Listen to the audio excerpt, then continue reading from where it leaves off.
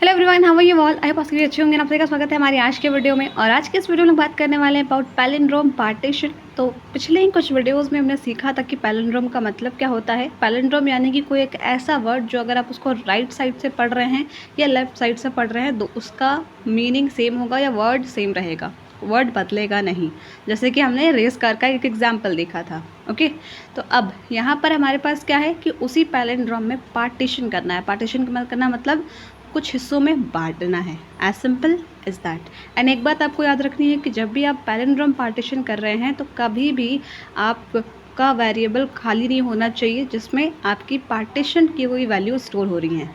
जैसे यहाँ पर हमारे पास एग्जांपल है सबसे पहला वाला ABCDE, और इसमें n-1 और n भी कुछ लिखा हुआ है तो वो भी समझेंगे, बट यहाँ पर पहले ABCDE को देखते हैं। तो ए के बाद हमने पार्टीशन दिया वो डॉट डॉट लाइन कि आपका एक तरफ ए हो गया, फिर बचे हुए टर्म्स एक तरफ हो गए। फिर आपका मन किया कि बी के लेफ्ट साइड में नहीं, राइट साइड में, लेफ्ट साइड में तो ए हो ही गया ऑलरेडी, बी के राइट साइड में पार्टीशन दे, फिर सी के राइट साइड में पार्टीशन दे, फिर डी के राइट साइड में पार्टीशन दे। तो ऐसे आपने दिया। लेकिन हमारे पास टर्म्स कितने थे? मान लीजिए यहाँ पर ABCD 5 टर्म है, लेकिन पार्टीशन कितने लगे? यहाँ पर हमने वो डॉट डॉट लाइन कितने दिए? 4। ऐसा क्यों? क्योंकि अगर मान लीजिए 5 देते, 5वां कब देते? जब आप ए के लेफ़्ट साइड में यानी ए के शुरुआत में पार्टीशन का लाइन ड्रॉ करते तो वहाँ पर क्या होता, उस जो डॉटेड लाइन है उसके लेफ़्ट साइड में कोई वैल्यू नहीं होती। और पैलिंड्रोम पार्टीशन में तो एक कंडीशन होती है ना कि आप कुछ भी खाली नहीं छोड़ सकते हैं, भले ही आप उसके राइट साइड में दीजिए ताकि कुछ एक वैल्यू आपका एक पर्टिकुलर वेरिएबल में जाके स्टोर्ड हो, पार्टीशनड वैल्यू।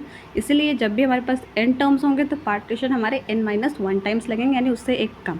क्यों लगेंगे वो भी समझ लिया। उसके अलावा और भी एग्जाम्पल्स है जैसे कि AAB।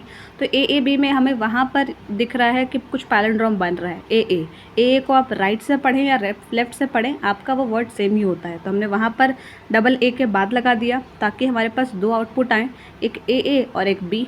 ये हो गया। उसके अलावा AAB को हम दूसरे तरीके से भी पार्टीशन कर सकते हैं। वो कैसे कि आप सिंगल A के बाद भी कर सकते हैं ताकि आपको दिखे तो सही कि क्या क्या पार्टीशन वैल्यू हो सकता है। फिर फर्दर पार्टीशन कट्स और लगा सकते हैं। अब चलते हैं अपने फाइनल एग्जाम्पल की तरफ जो कि है ABA, ABC, ABA। तो यहाँ पर ABA के बाद हमने पार्टीशन का फर्स्ट सिंबल लगाया हुआ है। क्यों? क्योंकि अगर आप ABA को राइट साइड से पढ़े या लेफ्ट साइड से पढ़े वो ABA ही रहता है, यानी सेम वर्ड रहता है। इसलिए हम ऐसी कंडीशन ढूंढते हैं जहाँ पर अगर पैलिंड्रोम वाला कुछ भी एक वर्ड बन रहा है उस पूरे से कंटेंट में, तो वहाँ पर उसके बाद पार्टीशन का डॉट लगाना चाहिए। तो वैसा लगाया। जब पार्टीशन का डॉट लगा दिया तो जितने भी आपका पार्टीशन वाला वर्ड था वो एक पर्टिकुलर वेरिएबल में जाके स्टोर होते जा रहा है।